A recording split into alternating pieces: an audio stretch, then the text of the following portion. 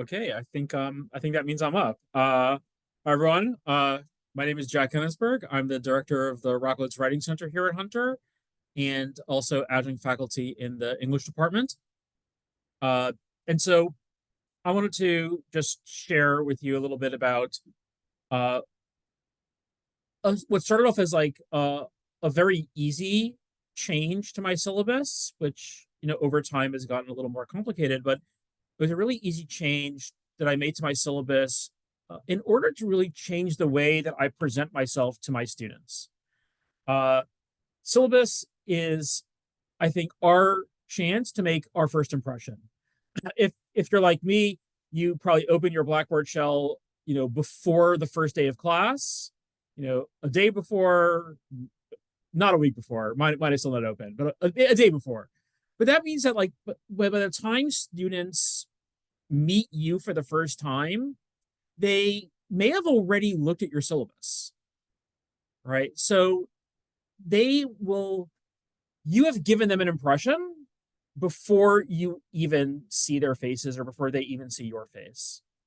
And I will just say that at one point I realized I did not like the impression that my syllabus was giving me. I say this a little bit of shame. I still remember years ago, I on the first day of class when I was going over the syllabus, which I don't do anymore, but I actually compared the syllabus to a terms of service agreement that you like that no one ever reads when they sign up for an internet service. I was like, and by staying in this class, you agree to be bound by the terms of the syllabus. And I said something like that. And I'm actually looking back in horror at myself because I presented myself, the syllabus, as a legal document and myself, therefore, as a jurist of some sort.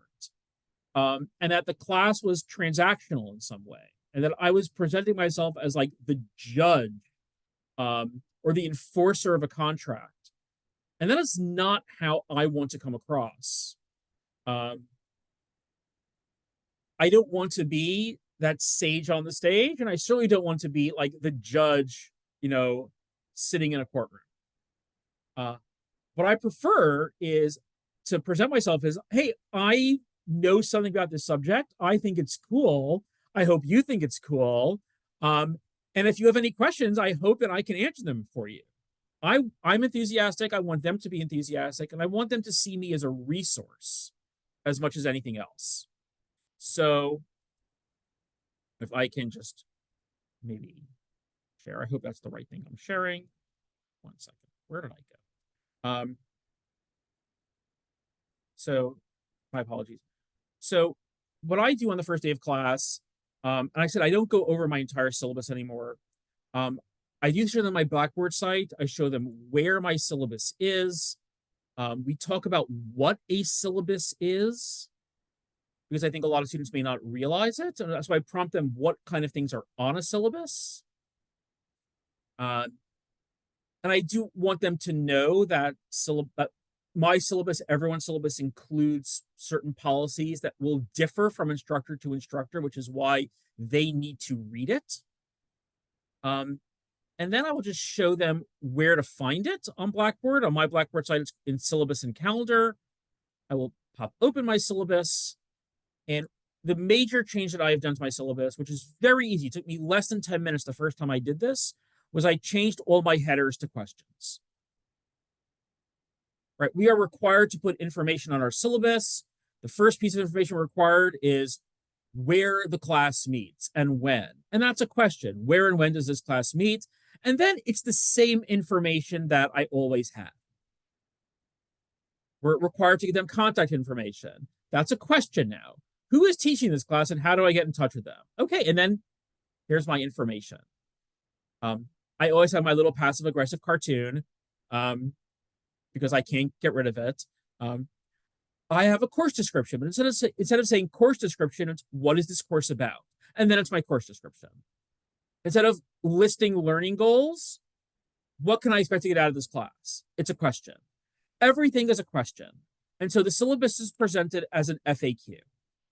And like I said, the very first time that I implemented this change, it took less than 10 minutes to switch every header and phrase it into a question, and I changed literally nothing else.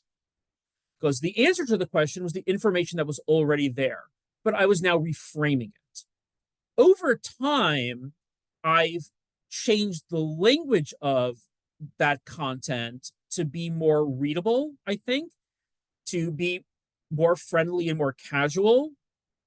And that has taken time, and I've iterated it over the last few years, but it's not necessary, at least not as a starting point. So if you want to do something like that's really, really easy, but changes your self-presentation, I would advocate for this.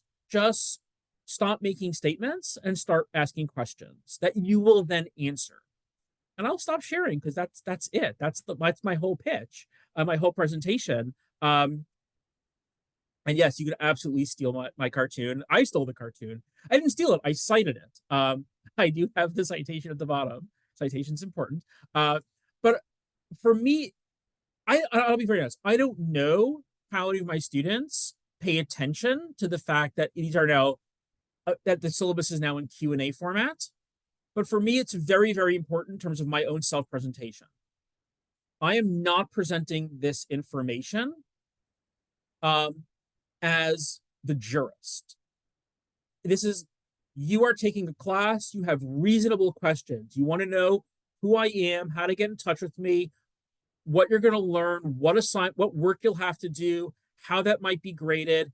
Can I eat in class? Can I use AI in class? Can I use a cell phone in class? You have those questions because everyone has those questions. I have the answers for this class. That is my job. My job is to answer your questions and hopefully to anticipate some of your questions. And for me, it was like a really, really easy start. And then I leaned into that back kind of writing more and more. So just if you're thinking about an easy way to engage your students a little bit differently, this is an easy way. And I will now pass it along to Deeps. Thank you, Jack. That was great. And of course, we're going to cite your comic. Okay. Hi, everyone. I'm Deeps. And let me do the share screen. That will be... Okay. Everybody can see my screen, right? Okay, perfect. So I am a professor in the theater department, and I have all of these other hats I'm wearing this year, and I listed it. And there's a reason I listed it. Because when I go into my syllabus design and share it with my students, I tell them how I am learning through all of these different activities I'm doing and these different projects I'm part of in the college. And each of them are aiding in my syllabus and my teaching, right? So Jack said something interesting, and I'm gonna maybe have everyone mull on this a little bit. We have to give the answer, right? We as instructors have to give the answer. But the question is, do we have to have the answers for everything, as instructors? Feel free to put it in the chat what your thoughts are on that. Because sometimes I feel like we try to do everything under the sun in our syllabus, and the truth is we don't have to do it, right? We are one part of a big wide world, and we will always bring our perspective into our syllabus, right? So a couple of semesters back, I think this was right after the pandemic, I was very frustrated with my class's engagement. And I don't know if it was because students were just being, learning to come back to school, or they were, and I attended the session yesterday too. And, a lot of professors were asking about this. This was a discussion yesterday as well, right? And why was there such a big unengagement, right? With the pandemic, of course, but But that's why I sort of go into my own positionality, and I reiterate that first. I iterate the first day and then reiterate throughout the semester that I have been a recent student myself. In my learnings, I was a CUNY student. So even though I didn't have to deal with Hunter, I was at the grad center, but I did take 2 courses at Hunter.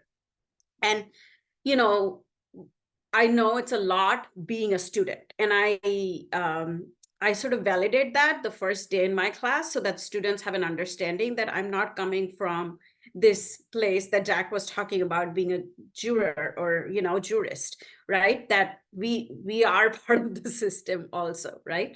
And this was also mentioned yesterday. I forget who was mentioning, but she was saying, so she's a social work professor, and she was mentioning that she has been a student and why that positionality is important, right? I'm a woman of color in a department that is mostly a white department, and that brings perspective. I bring perspective into that department, right? I am an immigrant. I'll be voting for the first time this year. I'm so excited. And I'm a lifelong learner, right? These things are important, and I said these the first day because I hope students will also do the same thing, right? That I validate their positionality and their struggles, but because I have also gone through struggles myself, I expect, you know, a higher level of engagement, right? And last semester, after that very frustrating semester a year back, last semester I taught a class that was 22 students, which I believe was over tallied because there were like 2 other students who had to take it. And I was really afraid. It was a lower, like a 200 level class. And approaching that class, I was like, if this class becomes the kind of unengaged space that I had the semester before, it's going to be very frustrating. So I laid out the rules the first day, and I saw that the students were actually respecting it. So that, you know, validating and voicing on that first day is I found it valuable for my students, right? You know, and one of the strategies I use a lot is creating choice and autonomy in the syllabus creation, right?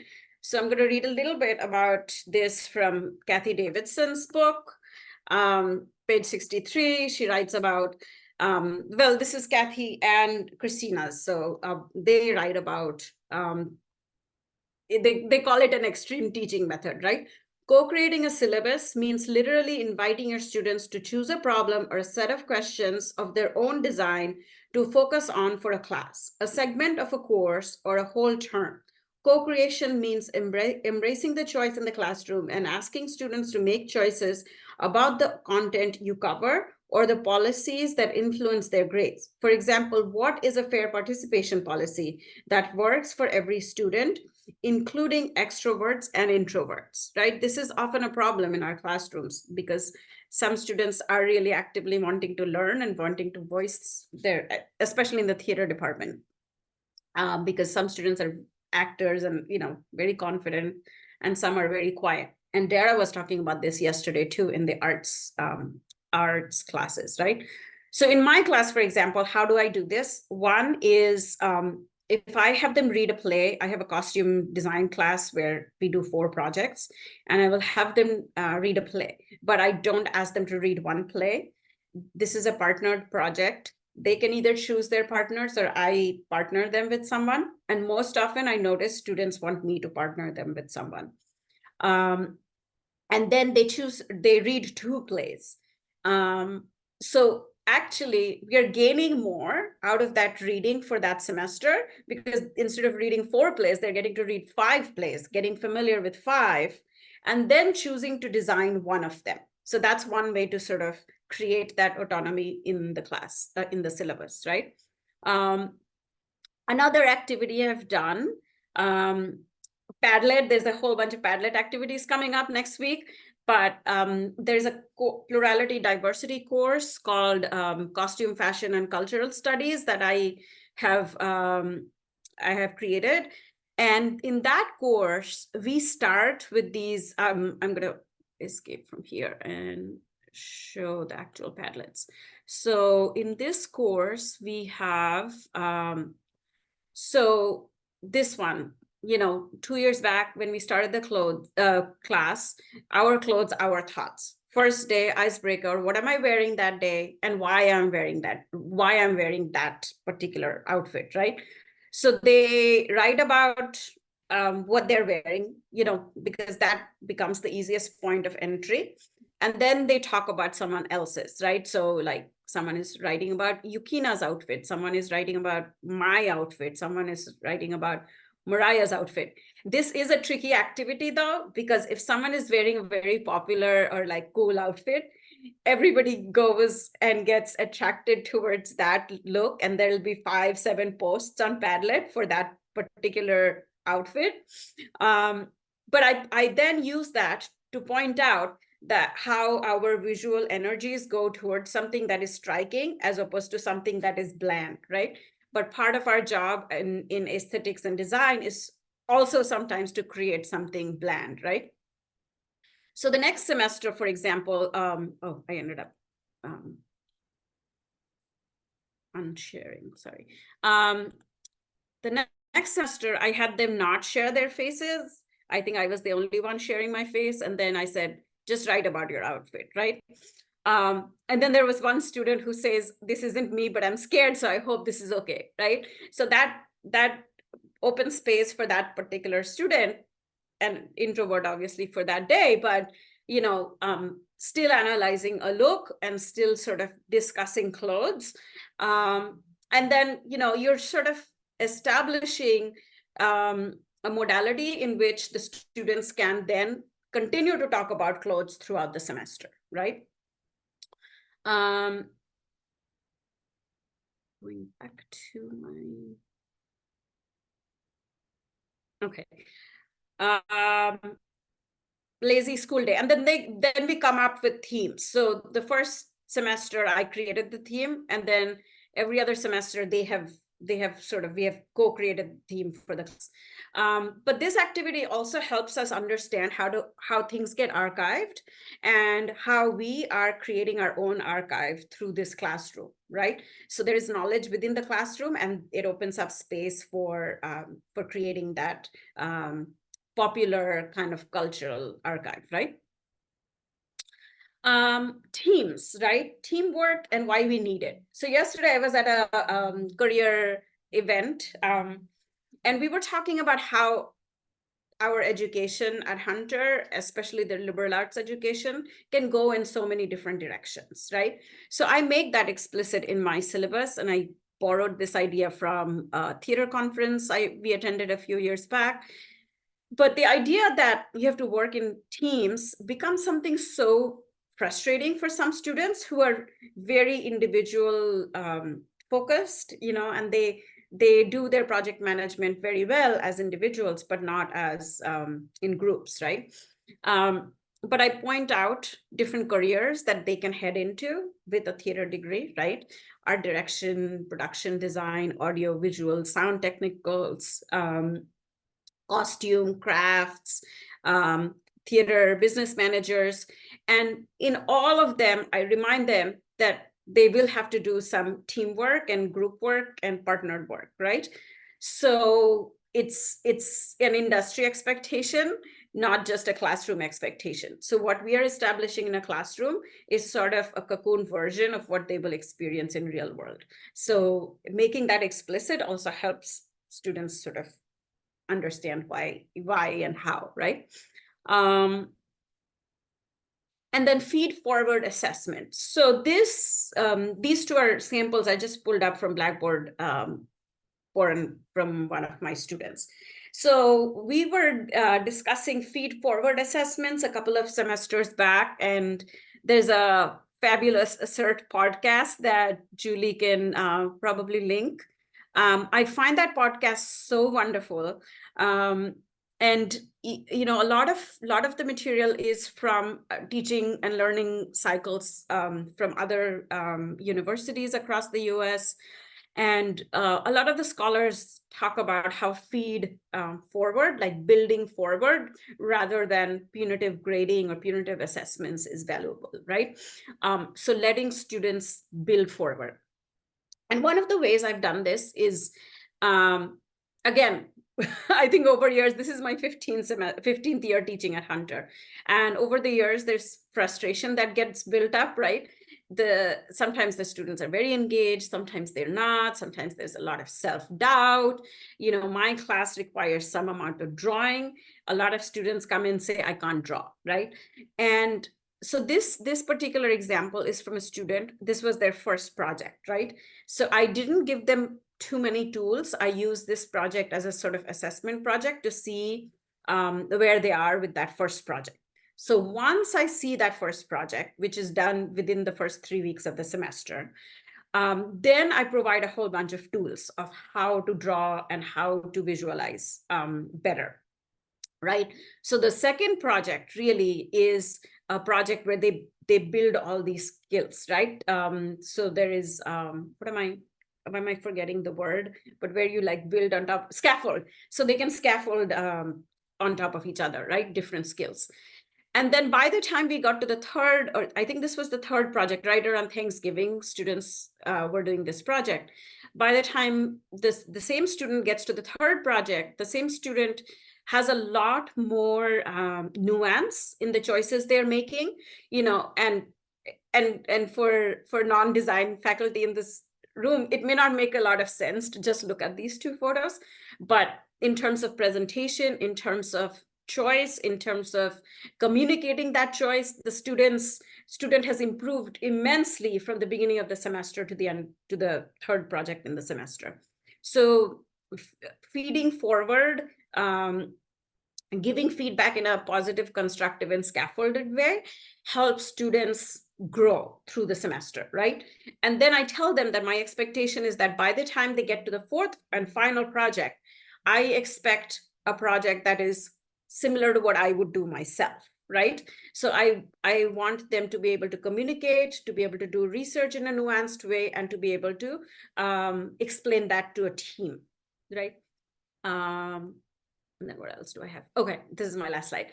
So this is an activity I was doing very recently, last week, I think. And I've been doing a lot of work on AI, and not a lot of work, but like AI and prompt engineering.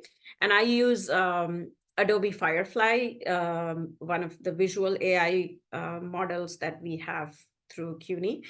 So we're designing 12th Night, and we are designing 12th Night, the Shakespeare play, in a tropical kind of warm climate world, right? And there are two students from my last semester's class who are working with me in a very mentored and smaller group project kind of situation, and a director who's a professional. So when we are discussing all of these prompts and ideas, and you know, for these students to get to a visualized sketching place will take some time, right? So then I was like, what if we do this on AI and see how quickly we can come up with something, right? So we prompted AI to come up with uniforms, because we are looking for uniforms, tropical, and uniform tropical insignia, because uniforms tend to always have insignia, so they have to kind of allude to that, right? So we came up with this first image, right? And then I pointed out to both my students, like, look at it, they don't even have shoes, right? So then let's take that and let's prompt engineer further, and then let's get them some shoes, right? So I was using the tool that is available to us to sort of, you know, slowly curate, but also like scaffold on AI, but also introducing AI to, I mean, they had been introduced to AI, but also using it as a tool rather than something they are afraid of, in the process of co-creating for that project, right? So these are my tips. I'm gonna stop over here and pass it on to Ingrid.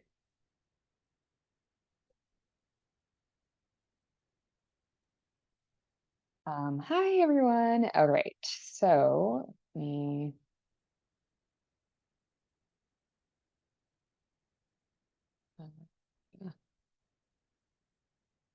Is that, can people see that, or did that do something weird? There's something laying over. Give subtitles a try.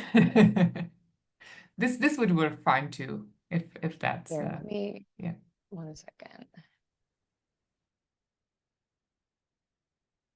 What did I just do?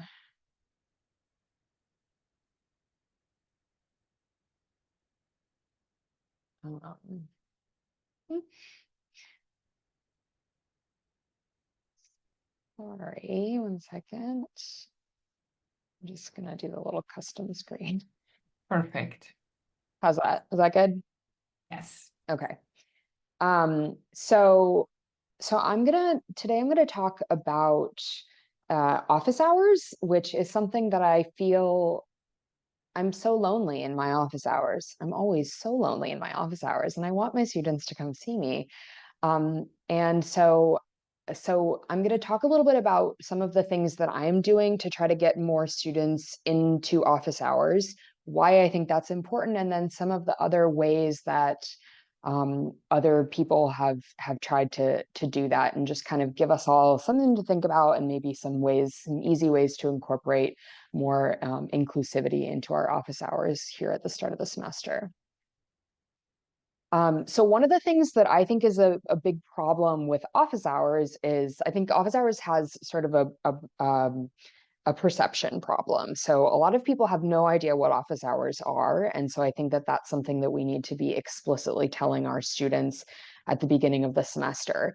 Even now, I have friends who, when they reflect on their time in college, they still think that office hours are a time for faculty to sit quietly in their office and do work, and they mustn't be disturbed, which is obviously not what office hours are for. So I think there's a lot of kind of disconnect between what we view them as and what students view them as. And there's a handful of studies that have been done, and you can see all kinds of stats about this, but office hours as a rule typically have really poor attendance. 28% of students in this one Georgetown study reported that they'd never attended office hours. Many of them perceived seeking help as a sign of weakness. And a lot of students that did attend office hours only did it a few times over the course of the semester, and only at points of extreme stress, almost kind of past the point of being able to be helped.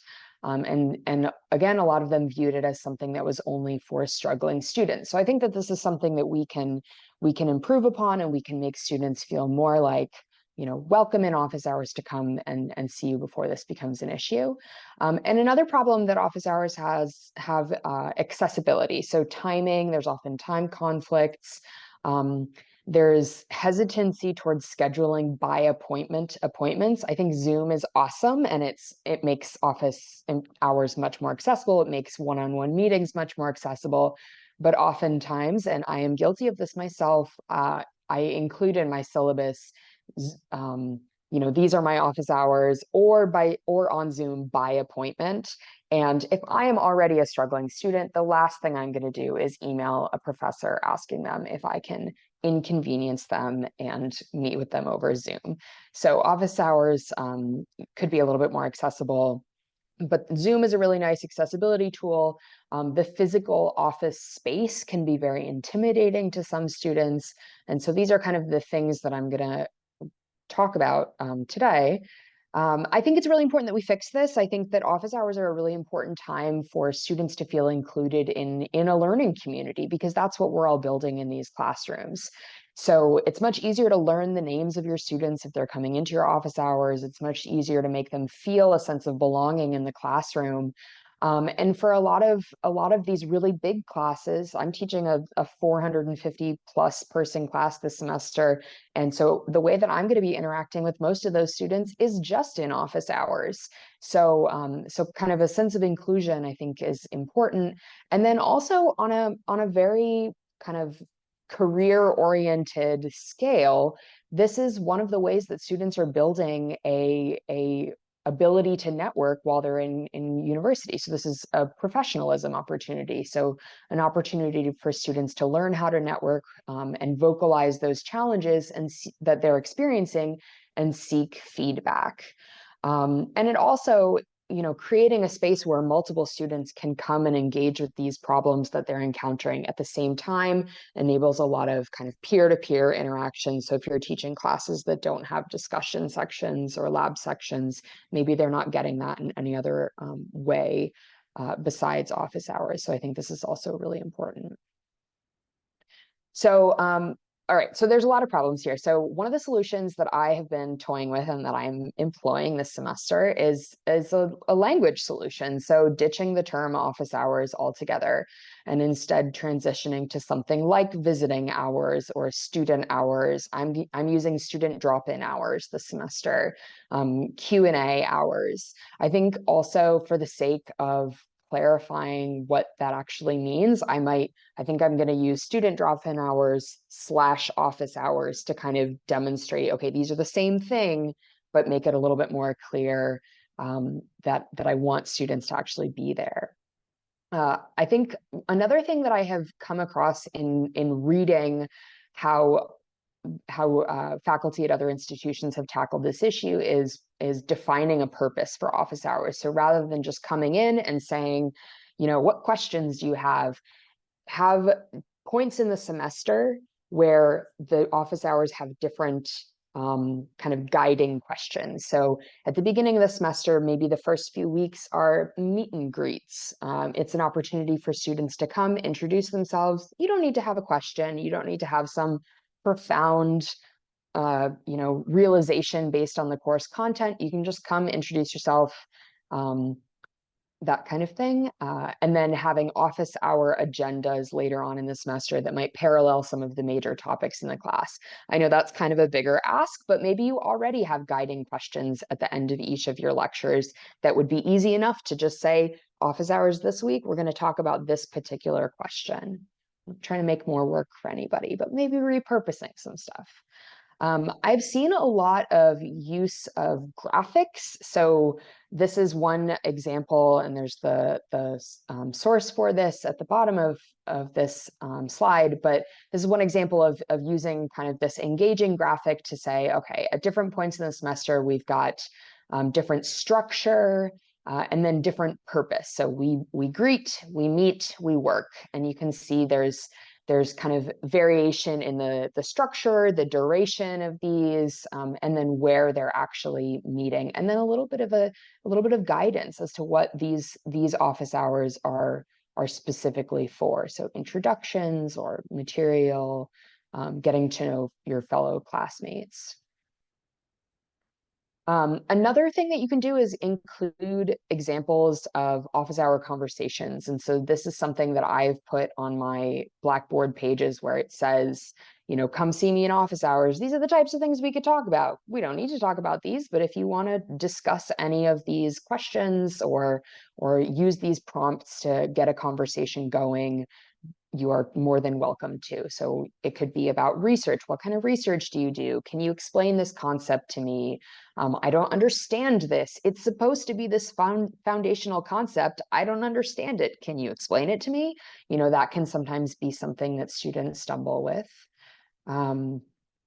Another thing is kind of builds on something that Deeps was talking about, which is just kind of creating this culture of feedback and culture of growth, and normalize not knowing things. So being really explicit with your students when you didn't understand concepts. So I will often talk to my students about, I didn't understand X, Y, and Z concept when I was in college, and I had to go see this professor during office hours, and they explained it. It took a few office hours, but I got there.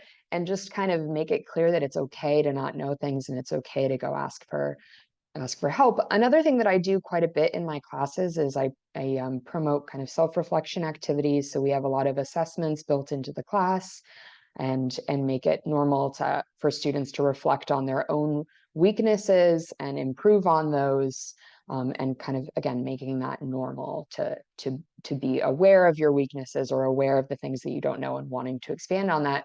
And then also practicing what you preach. So I have students fill out self-assessments, but they also have course assessment components. And I will give a little summary at the end of each course, and I provide those after each exam. And I'll give a little summary of the things that I need to improve on in the class, and I'll improve on this. in the next unit of the class.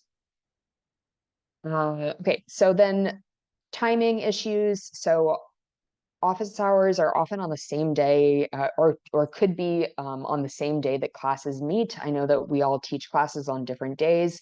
I typically do my office hours on the same day as the class actually meets, because I know my students are going to be on campus that day, and I try to do it immediately before and after the classes. So I have multiple office hour chunks over the course of the week, and I will put them either directly before a class, directly after a class, and then I have kind of appointment-based meetings on Zoom that I do, and I'll show you how I do that in just a second. But the one big thing that I'm doing this semester is I'm transitioning from by appointment, email me, we can set up an appointment, to here's the link where you sign up for an appointment, 15-minute slots, come meet with me. Make it as easy as possible for them to have that one-on-one meeting, if that is the format that they prefer. And then location. So you could rebrand kind of offices as this welcoming space. So many people will offer candy. I'm trying to bring in tea and make tea for my students this semester. But I want to kind of create a space that's more welcoming. And the virtual office is a really wonderful and very flexible option. And another option that I've seen used quite frequently, and I know people at Hunter do this as well, is holding office hours in communal spaces. So in a little corner of the library, at this particular table, at this cafe, that kind of thing. And some communal space where students are already passing through, make it easy for them to find you. And another thing that I'm also trying this semester is transitioning to walk and talk office hours. So this is not always terribly practical, but it is often very intimidating to sit on the other side of a desk from somebody as you admit you don't know something. So instead, having this kind of informal walking opportunity to ask questions is another thing that I am doing. So these are some of my solutions for this semester. So on my course Blackboard page, I have a little, contact me section. And in that contact me page, I have my email address, but then I also have different options for meeting with me. So I have in person, my office, turn right off the elevators. Very easy, make them feel like they really know where they're going. And then have these student drop-in hours. So this semester, I'm teaching a class in the kind of morning and then one in the afternoon. So I have office hours right before my afternoon class and then right after my morning class. And I'm inviting them directly after class. So feel free to walk with me to my office. This is my walk and talk office hours, as it takes me, 8 minutes to walk to my office. And then I also have my virtual office, so my Zoom virtual office right here. And I've got these Zoom appointment hours. So on Wednesday, I've got a 2-hour block, and students can book 15-minute appointments right here. And this link goes directly to 15-minute slots on my Outlook calendar, so I can tell when students have booked those, and I can be available for those hours.